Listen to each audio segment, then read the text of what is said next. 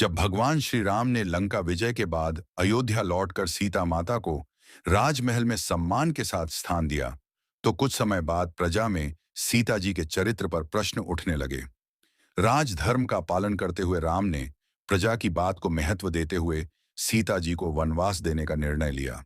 इस कठिन समय में सीता जी वन में अकेली चली गईं, जहां उनकी मुलाकात महर्षि वाल्मीकि से हुई। वाल्मीकि महर्षि ने उन्हें अपने आश्रम में स्थान दिया और उनकी रक्षा का वचन दिया। सीता जी वहीं पर रहकर एक तपस्विनी का जीवन जीने लगी। समय के साथ सीता जी ने दो पुत्रों को जन्म दिया, लव और कुश। महर्षि वाल्मीकि ने इन दोनों का नामकरण संस्कार किया और उनका लालन पालन भी किया। लव और कुश का पालन पोषण महर्षि वाल्मीकि के आश्रम में हुआ। वाल्मीकि ने उन्हें न केवल धर्म और संस्कारों की शिक्षा दी, बल्कि वेद, शास्त्र, युद्ध कला और अस्त्र शस्त्र का ज्ञान भी सिखाया। लव और कुश दोनों साहसी, बलशाली और गुणी बालक बन गए। महर्षि वाल्मीकि ने उन्हें रामायण की कथा भी सिखाई, ताकि वे इसे गा गा कर लोगों को सुनाएं। वाल्मीकि ने लव कुश को रामायण के श्लोकों को गाना सिखाया। एक दिन दोनों भाई वन में रामायण के श्लोक गाते हुए अयोध्या की ओर बढ़े। उनकी मीठी आवाज में रामायण के प्रसंग सुनकर अयोध्यावासी भी मंत्रमुग्ध हो गए। राम तक भी इस कथा का समाचार पहुंचा। श्री राम ने उन्हें अपने दरबार में बुलाया और उनकी कथा सुनी। राम को उनकी कथा इतनी पसंद आई कि उन्होंने लव और कुश को पुरस्कार देना चाहा, परंतु दोनों भाइयों ने इसे विनम्रता से अस्वीकार कर दिया। श्री राम ने अपने राज्य की समृद्धि और धर्म की रक्षा हेतु एक अश्वमेध यज्ञ का आयोजन किया। इस यज्ञ में यज्ञ का अश्व पूरे राज्य में भ्रमण कर रहा था।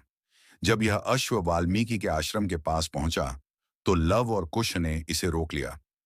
वे नहीं चाहते थे कि कोई राजा उनके वन में बिना अनुमति के प्रवेश करे।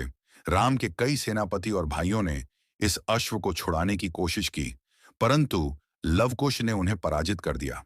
अंततः श्री राम स्वयं उनके सामने आए, परंतु उन्हें यह देखकर आश्चर्य हुआ कि दोनों बालक कितने वीर और निडर हैं।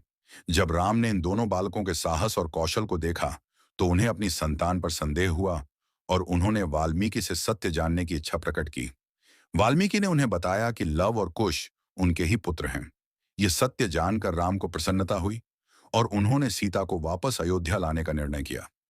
राम ने सीता से प्रजा के सामने अपनी पवित्रता साबित करने का आग्रह किया, ताकि उन्हें फिर से अयोध्या में सम्मान के साथ स्थान दिया जा सके। सीता ने पृथ्वी माता से प्रार्थना की और कहा कि यदि वह पवित्र हैं, तो पृथ्वी माता उन्हें अपनी गोद में स्थान दे। पृथ्वी फटी और सीता उसमें समा गईं। लव और कुश ने अपनी माता को खो दिया और राम ने अपने पुत्रों का पालन पोषण स्वयं करने का निश्चय किया।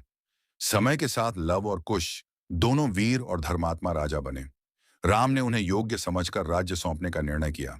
इसके बाद राम ने अपने भाइयों सहित सरयू नदी में जल समाधि ली और इस लोक से प्रस्थान किया। राम के बाद लव और कुश ने अयोध्या की बागडोर संभाली और राज्य को धर्म के मार्ग पर चलाया। लव और कुश का मरण भी साधारण नहीं था। कहते हैं कि वे अंततः तपस्या के पथ पर अग्रसर हुए और इस संसार से मुक्ति पाई।